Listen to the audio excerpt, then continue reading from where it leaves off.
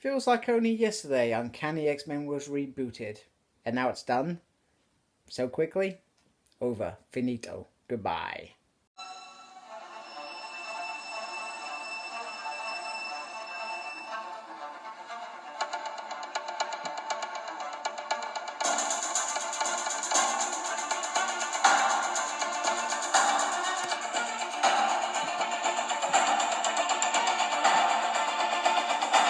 Hello and welcome to a Smurp video, and today we are finally looking at Uncanny X-Men's finale, issue 22 of Rosenberg's run. Now, a few months ago when I was reading issue 11, actually it was probably more than a few months ago, I absolutely loved this run. However, for me it feels like I don't know whether it lost its shine or went in a direction that perhaps I didn't like.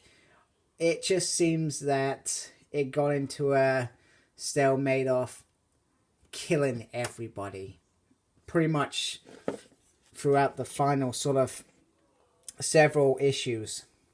So the issue begins with Scott and Emma in the usual black fashion, and Emma feels like it's a win.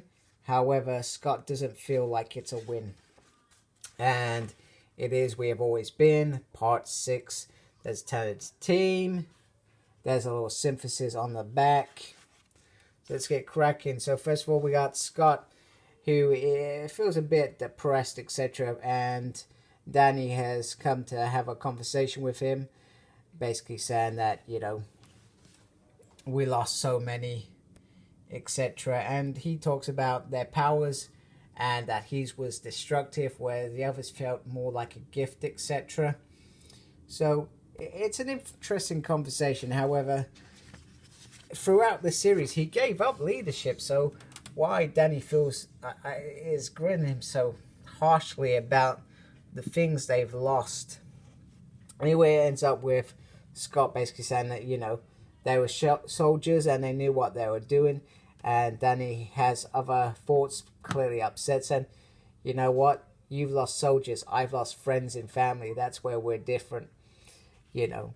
And maybe they are, but Scott hasn't been the leader for all this time, really, let's be honest. It's been a group effort, which I never really agreed with, but I guess he didn't want to be burdened with it and make the wrong mistakes again.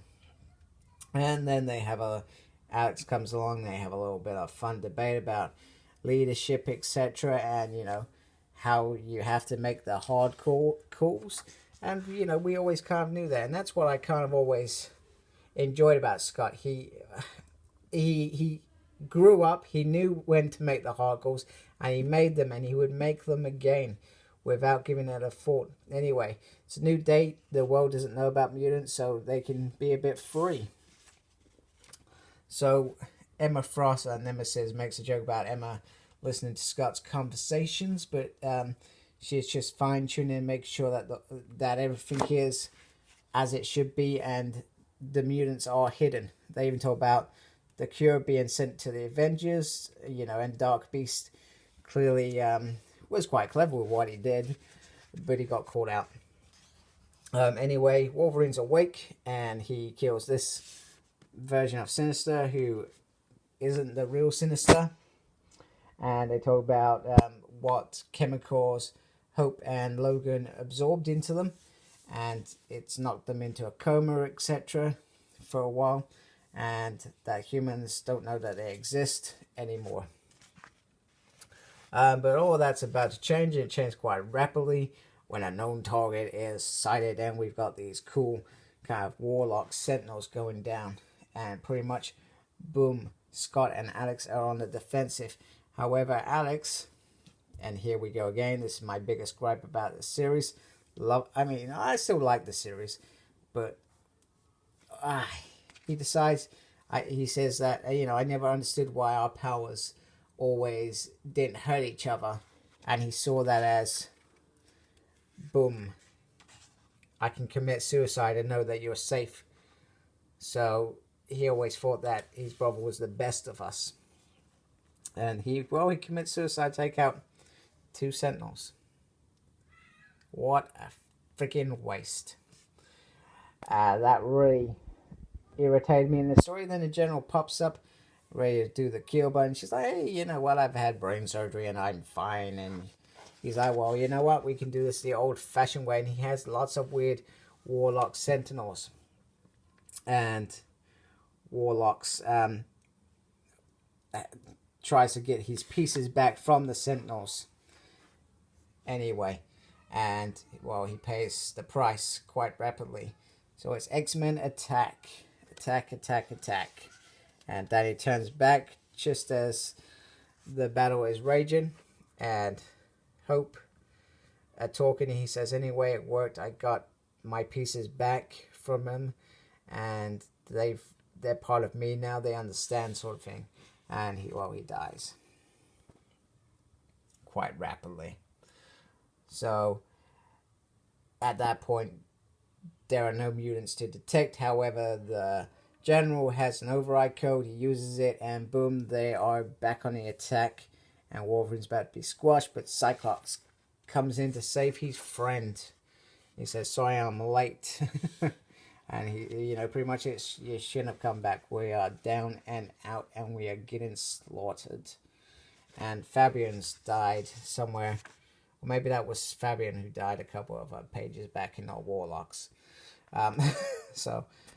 Anyway, they think that the only way to stop him is the general, and Maddox says, you know what, I can stand up to this and help you. This is my moment.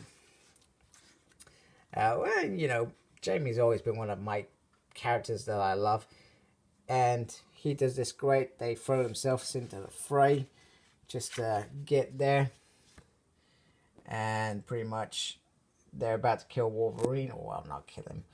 Do whatever they can to stop him. And just before he gets there, Cyclops comes in and takes out the Sentinels behind him. It's teamwork. And pretty much Emma's device.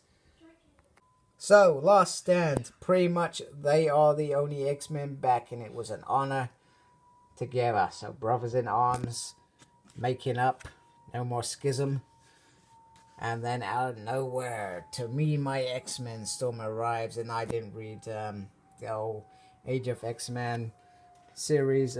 Probably will now that it's coming out on Marvel Unlimited. I'll check that out. Anyway, pretty much they get stuck in.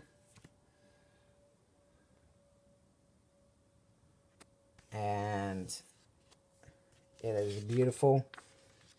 And they thought that they were all dead. Jean Grey walks up, walks past Logan, walks past Emma Frost, gives her husband, who, well, chose Emma Frost in the end, even if she was alive, but she's still getting a good old smoocheroo. Very interesting. Kind of not sure that I like it, but hey ho, it is what it is. And she wants to see him, and he's got one eye, and they talk about everything. And Danny was in this other world, apparently, but it's a bit bizarre.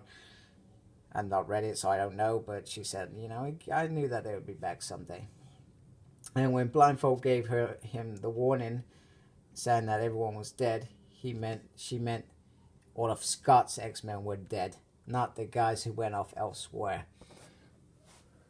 So once again, absolutely ridiculous. So they talk about the Cerebro system that is keeping everybody hidden, and Scott pretty much says, we could walk away and we could hide, or we could stand out, and pretty much everybody says, we're with you, Scott. And he says, I thought the X-Men were over. Wasn't going to be anyone left to protect the next generation, but there is. And he says, and the moment they destroy it, they know that it's going to be war. And it's pretty cool. I like this. Oh, sorry. And we've always been at war. And let's be honest, they have. With the human race. The human race, their powers were meant to survive. The human race, they were meant to be the next generation of species. And the human race would have died out. However, human race has pushed back all the way. Like you would expect them to. It's like Terminator. Robots rock up, human race fights back. Same with every scenario. So, I like the series. I thought it got a bit silly with killing everybody, making an impact that I felt wasn't relevant. Lots of good characters dead. I'm still no closer to finding out why Professor Xavier's back, why everything in House of X is going on, but I'm sure we'll find out at some point. And I hope some of the characters that they've killed in this for no real reason return safely. And this was just all some sort of crappy dream now, because that's what it feels like, a bit of a crappy dream. Even though some parts I enjoyed, some parts fell off the wagon. So thank you for watching.